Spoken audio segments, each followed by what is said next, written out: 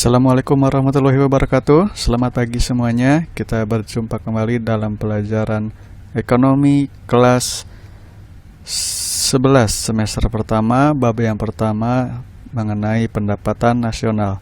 Saya, Lulu Fadilah SPDGR, akan menyampaikan beberapa materi untuk pertemuan pertama ini.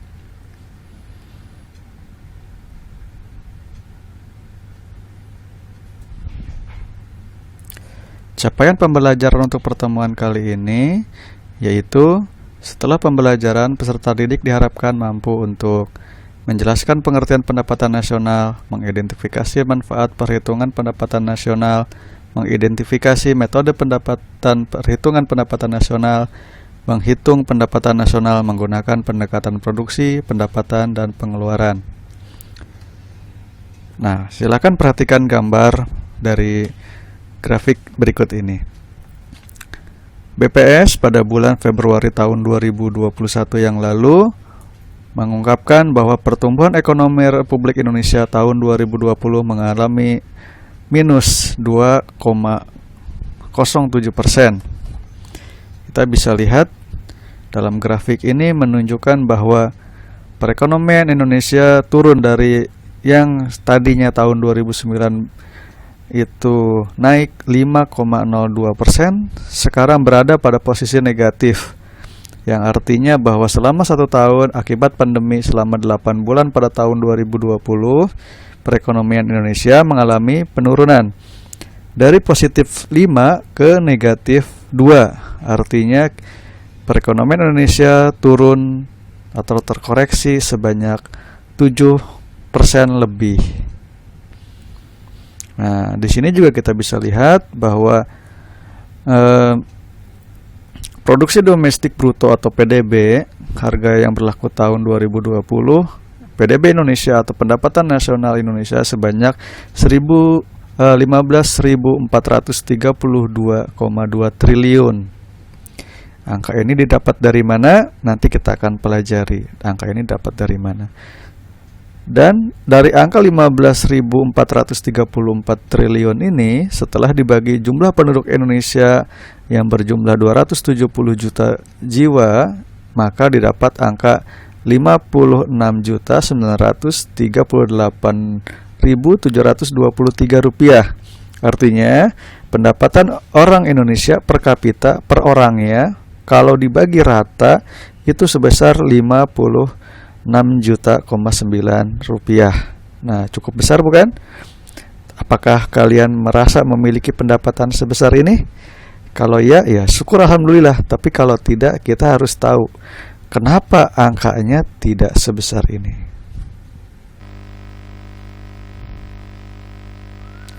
Setelah tadi kita melihat infografik tentang PDB Indonesia di tahun 2020, mari kita bahas mengenai apa itu pendapatan nasional.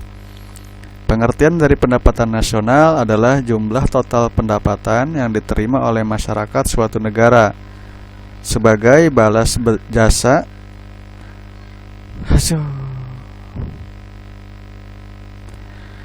Setelah tadi kita melihat infografis tentang PDB Indonesia pada tahun 2020 yang lalu, sekarang kita akan bahas apa itu pendapatan nasional. Pengertian pendapatan nasional adalah jumlah total pendapatan yang diterima oleh masyarakat suatu negara sebagai bentuk balas jasa berhubungan dengan proses produksi barang dan jasa. Kita tentu sudah pernah belajar mengenai balas jasa dari proses produksi, yaitu di kelas 10 yang lalu. Salah satunya adalah dari pendapatan gaji, pendapatan dari bunga dan balas jasa, pendapatan dari profit perusahaan, dan juga pendapatan dari sisi rent atau sewa. Nah, sebenarnya ada beberapa cara untuk menghitung pendapatan nasional, kita akan bahas selanjutnya. Kita akan bahas mengenai tujuan dan manfaat perhitungan pendapatan nasional. Adapun tujuannya, kita mempelajari pendapatan nasional, yaitu satu, untuk mengetahui kemajuan perekonomian suatu negara.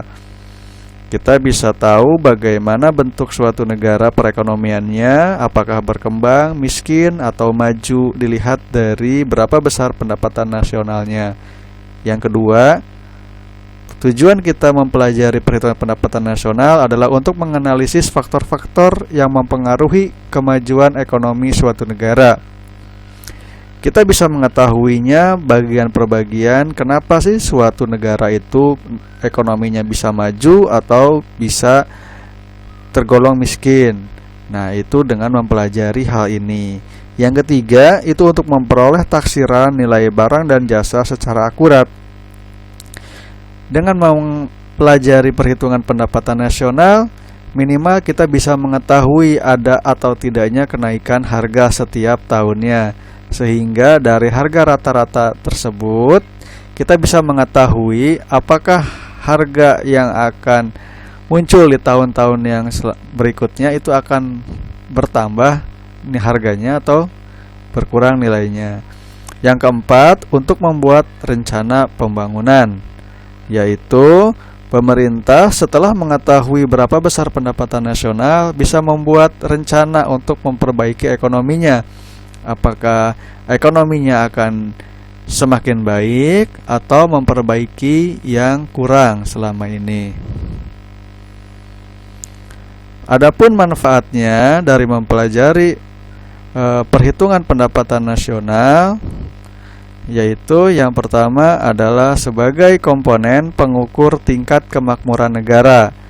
Nah, kita bisa mengukur apakah sebuah negara itu makmur atau tidak dengan memanfaatkan perhitungan pendapatan nasional. Yang kedua, mengetahui pertumbuhan perekonomian negara dengan cara membandingkan pendapatan nasional dari waktu ke waktu. Jadi, manfaat selanjutnya adalah kita mengetahui pertumbuhan perekonomian negara. Yang ketiga, yaitu dapat dijadikan dasar perbandingan dengan perekonomian negara lain. Kalau kalian ingin membandingkan satu negara dengan negara lainnya, terutama dalam hal perekonomiannya, kalian tidak bisa begitu saja atau hanya melihat berdasarkan data-data yang tidak jelas, apalagi data-data yang kalian lihat hanya sekedar dari media sosial, dari film-film yang menunjukkan bagaimana perkembangan suatu negara. Yang keempat, kita dapat membantu kebijakan pemerintah ya dengan menghitung pendapatan nasional, maka pemerintah bisa menentukan kebijakan yang akan diambil dalam bidang perekonomian.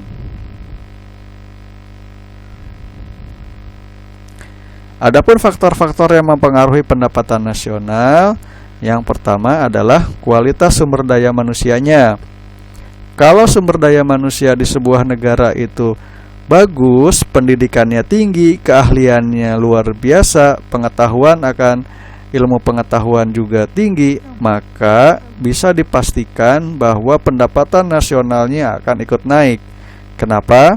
Dengan kualitas sumber daya manusia yang baik, maka dia akan menghasilkan produk yang baik. Produk yang baik akan dihargai dengan nilai yang lebih besar, sehingga pendapatannya juga akan besar. Yang kedua adalah keadaan alam. Contohnya Indonesia memiliki kekayaan alam yang luar biasa melimpah, sehingga ketika kekayaan alam itu diambil, diekstrak, kemudian dijual, itu bisa langsung memberikan pengaruh yang besar terhadap pendapatan nasional. Yang ketiga adalah ketersediaan modal. Negara-negara yang memiliki cukup modal untuk membiayai perekonomiannya, dia akan bisa langsung mendapatkan pendapatan nasional yang besar karena semua kegiatan perekonomiannya bisa dibiayai sendiri. Bahkan kalau biayanya masih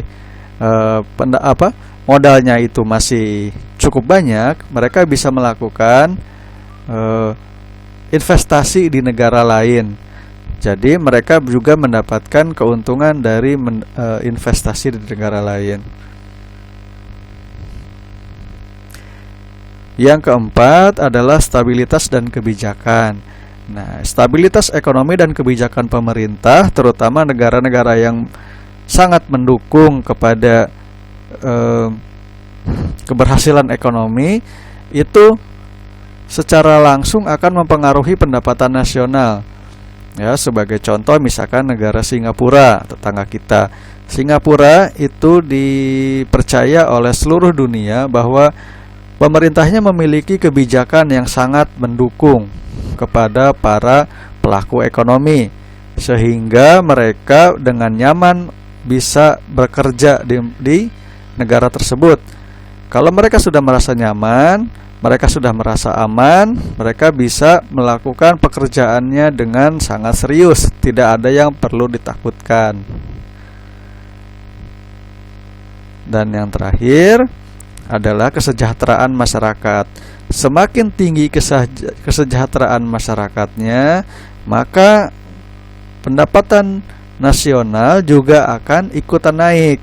Ya, walaupun ini seolah-olah seperti berputar-putar, tapi kalau masyarakatnya itu sejahtera, biasanya orang-orang sejahtera akan menghabiskan kekayaannya untuk hal-hal ya yang lain. Misalkan kalau orangnya kaya, dia akan makan lebih banyak. Kalau mereka makan lebih banyak, maka restoran-restoran, rumah makan akan berputar terus, banyak yang beli. Nah, begitu juga dengan sebaliknya, seperti sekarang kondisi PPKM, di mana masyarakat tidak boleh banyak keluar. Karena tidak boleh banyak keluar, maka mereka jarang sekali menghabiskan uangnya di luar rumah, seperti jajan di restoran atau beli makanan-makanan ringan. Sehingga restoran dan penjual makanan-makanan ringan tersebut tidak memperoleh penghasilan, maka otomatis mereka tidak bisa menyumbang angka kepada pendapatan nasional.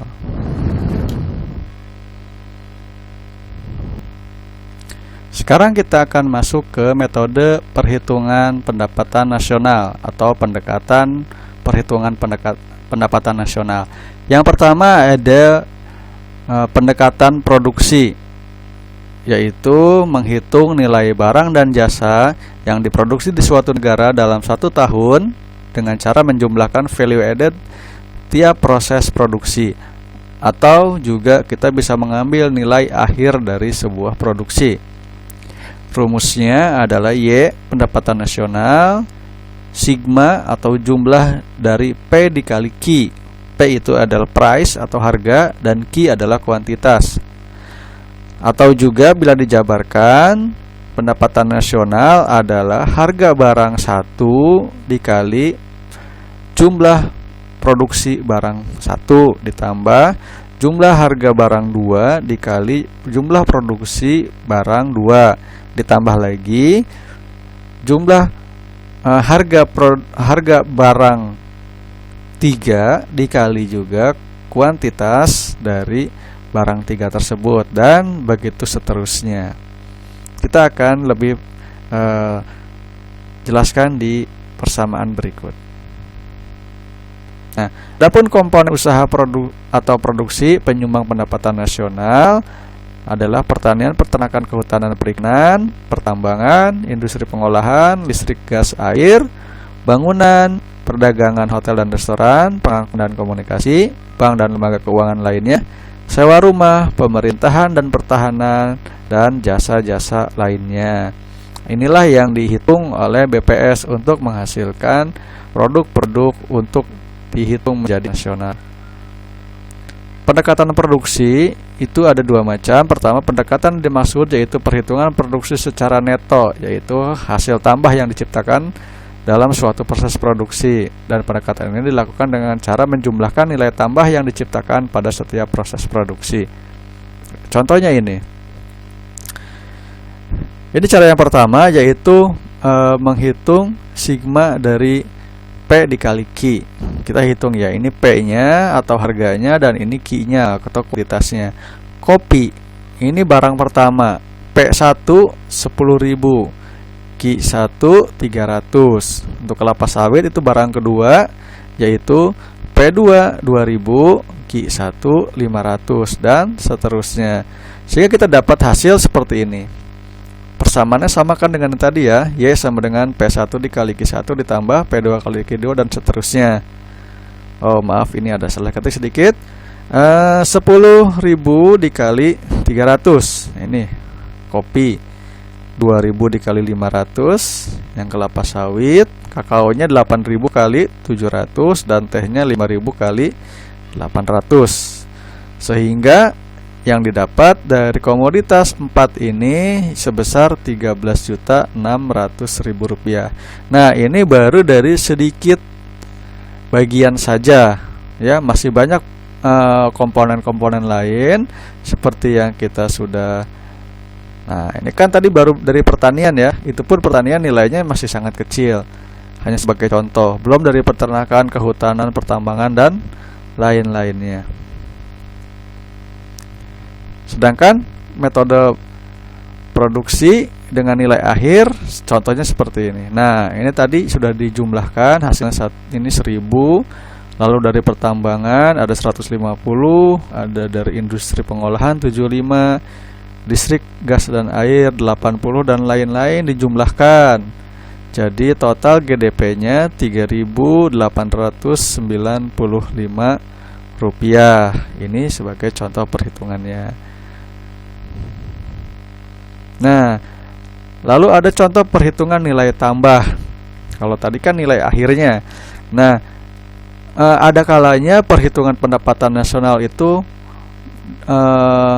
menemui masalah, yaitu adanya perhitungan ganda. Contoh perhitungan ganda itu seperti ini. Misalkan tadi kopi ya. Kopi panen kemudian seharga misalkan Rp1.000.000. Tapi kan panen kopi itu ada juga bagiannya yang diserahkan kepada pabrik kopi. Misalkan panen kopinya 1 juta. Nah, yang 800.000-nya itu dijual ke pabrik kopi. Sedangkan yang 200.000-nya dijual ke masyarakat. Kalau dijual ke masyarakat itu berhenti sampai situ. Tapi kalau dijual ke pabrik kopi, maka nanti akan ada double perhitungan ya. Di petaninya dihitung. Nanti setelah jadi kopi saset misalkan, itu dihitung lagi. Sehingga terjadi double perhitungan, dan double perhitungan itu adalah sebuah kesalahan bagi perhitungan pendapatan nasional. Sehingga ada metode lain, yaitu dengan menambahkan nilai tambahnya. Kita tambahkan kita ya. Contohnya seperti ini. Misalkan baju yang kita pakai itu terbuat dari katun atau kapas. Nah, sebuah perkebunan kapas kan tadinya 0. Dia hanya tanah kosong. Ya, dia tidak memiliki nilai apapun. Kemudian dia tanami kapas, kemudian kapas itu dipanen. Setelah berbuah dipanen, dari kosong menjadi ada nilainya, yaitu Rp50 juta. Nah, dari kosong menjadi 50 juta, maka nilai tambah dari produk kapas itu adalah Rp50 juta. Kan awalnya kosong, sekarang ada nilainya 50 juta. Nah, maka nilai tambahnya adalah 50 juta. Kemudian kapas itu kita jual ke pabrik pemintalan benang. Ya, jadi dari kapas ini kita buat jadi benang. Nah, kalau kapas ini 50 jutanya dijual langsung ke masyarakat, ke pasar, maka selesai. Tapi kalau ini diolah lagi menjadi benang, maka kita tidak bisa langsung menghitungnya. Nah, karena ini ada kenaikan harga dari 50 ke 75 sebanyak berapa? Ya, 25 juta. Nah, poinnya 25 juta, 25 juta. Angka 25 itu adalah dari 50 ke 75. Ada kenaikan nilai. Nah, kemudian dari benang itu kemudian dijual lagi oleh si pemilik pabrik benang ke pemilik pabrik tekstil atau pembuat bahan kain. Oleh pembuat bahan kain dengan belanja 75 juta benang tadi menghasilkan 95 juta rupiah bahan tekstil atau bahan kain. Nah, addednya tambahan nilainya dari 75 ke 95 yaitu 20 juta rupiah. Nah, ternyata itu belum selesai, tidak langsung dijual ke pasar, tapi dijual lagi ke perusahaan konveksi atau perusahaan penjahit. Sehingga dari 95 juta kain, ya, kainnya senilai 95 juta rupiah, itu sekarang setelah dijahit menjadi baju, nilainya naik menjadi 120 juta rupiah. Ada kenaikan harga, ada kenaikan nilai. Nilainya dari kain tersebut sekarang sudah naik nih, gara-gara dijahit menjadi baju. Nah, pertambahan nilainya sebanyak 25 juta rupiah, naik dari sini ke sini. Nah, sekarang ternyata oleh penjahit atau pengkonveksi itu tidak langsung dijual ke masyarakat, tapi dijual lagi ke departemen store, sehingga naik lagi tuh harga bajunya dari tadinya 120 menjadi 170. Maka yang dihitung adalah 120 menuju 170, yaitu ada kenaikan 50 juta. Nah, kan inilah yang dihitung, sehingga hasilnya adalah 170 juta rupiah. Nah, kenapa seperti itu? Ya, tadi seperti Bapak bilang bahwa untuk menghindari adanya perhitungan ganda. Bayangkan saja kalau semuanya dihitung, ini tidak dijual ke masyarakat, tapi dijual ke pabrik benang, tapi masih dihitung, dijumlah. Kalau dijumlah ini harganya lebih dari 400. Padahal pada kenyataannya pendapatan nasionalnya hanya 170. Tapi kalau kita semuanya, ini menjadi lebih dari 400 juta. Dan itu adalah angka yang salah. Selanjutnya ada metode perhitungan pendapatan nasional dengan menghitung jumlah pendapatannya. Metode perhitungan pendapatan nasional dengan metode pendekatan pendapatan yaitu menghitung seluruh pendapatan yang diterima pemilik faktor produksi yang disumbangkan kepada rumah tangga produsen selama 1 tahun. Jadi seseorang yang bekerja di industri rumah tangga atau di rumah tangga produsen akan memperoleh balas jasa. Nah, balas jasa itulah yang nanti dihitung menjadi pendapatan nasional. Rumusnya adalah pendapatan nasional sama dengan W ditambah R ditambah I kecil ditambah P. Apa saja itu? Nah, keterangannya yaitu pendapatan nasional, W itu wage, upah, R itu rent, rental, I itu interest atau bunga atau bagi hasil, dan P profit atau laba. Wage, gaji, itu diterima oleh orang yang bekerja, karyawan. R, rent, rental, sewa adalah uang yang diterima oleh orang yang menyewakan sesuatu. Misalkan menyewakan tanahnya, menyewakan rumahnya, menyewakan kendaraannya, dan lain-lain. I, interest, adalah keuntungan dari seseorang yang meminjamkan uangnya. Dan P terakhir, profit, adalah uang yang didapat seseorang dari hasil bekerja berusaha sebagai seorang wira swasta. Nah, ini contohnya. Data yang dimiliki untuk perhitungan pendapatan nasional suatu negara adalah sebagai berikut. Nah, Bapak jelaskan satu persatu ya. Ada government expenditure. Government adalah pemerintah. Expenditure adalah pengeluaran. Ini adalah pengeluaran yang dikeluarkan oleh pemerintah. Misalkan untuk membayar gaji, membuat jembatan, jalan raya, jalan tol, dan lain-lain. Terus ada wage. Wage itu gaji. Ada society expenditure. Society itu masyarakat, expenditure pengeluaran masyarakat atau konsumsi masyarakat. Lalu ada interest. Tadi ya, ada bunga.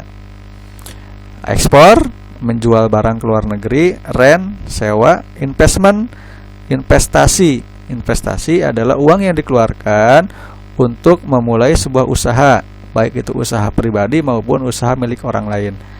Impor adalah membeli barang dari luar negeri, sedangkan profit tadi adalah keuntungan dari hasil usaha. Maka besar pendapatan nasional dengan pendekatan pendapatan. Jadi metodenya metode pendapatan nih adalah Kita ingat rumusnya tadi ya, Y sama dengan W dikali R dikali I kecil dikali ditambah P. Maaf, W ditambah R ditambah I kecil ditambah P. Pertama W-nya, wage-nya 85.000. Yang kedua adalah rent-nya 90.000.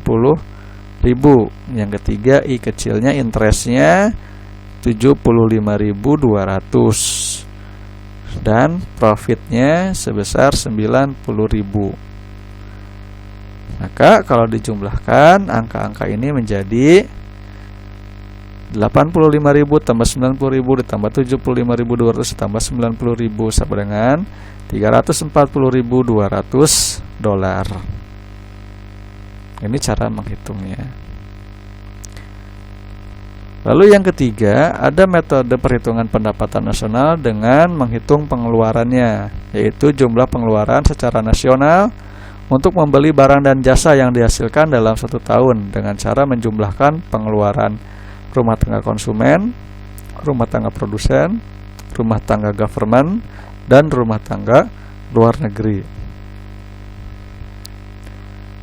Rumusnya adalah Y sama dengan C ditambah G ditambah I besar ditambah X min M. C-nya itu konsumsi atau tadi society expenditure, G-nya government atau government expenditure, I-nya adalah investment atau investasi, X-nya ekspor dikurangi impor. Negara yang ekspornya lebih besar tentu akan memperoleh nilai positif. Misalkan ekspornya 100, impornya 70. Jadi 100 dikurangi 70 ada 30, jadi ditambah 30. Tapi kalau ekspornya lebih kecil daripada impornya, misalkan ekspornya 100 tapi impornya 150, 100 dikurangi 150 adalah minus 50. Jadi nanti pendapatan nasionalnya akan berkurang. Oleh karena itu, mari sekarang kita cintai produk-produk lokal supaya pendapatan nasional Indonesia terus tumbuh. Nah, datanya seperti yang sama seperti yang tadi, cuma sekarang kita memiliki rumus yang berbeda, yaitu Y, C ditambah G ditambah I ditambah X min M. Nah, pertama kita punya C, ya, social expenditure atau konsumsi sebesar 240.400. Lalu ada G, government expenditure 110.500.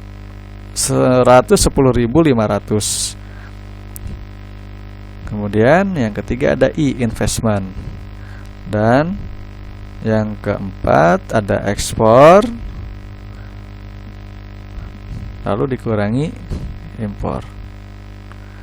Maka hasilnya adalah 475.700 dolar.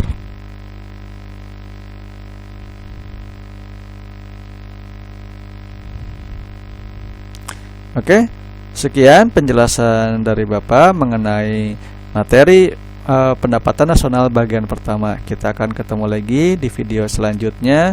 Silakan ditunggu. Terima kasih, semoga bermanfaat. Assalamualaikum warahmatullahi wabarakatuh.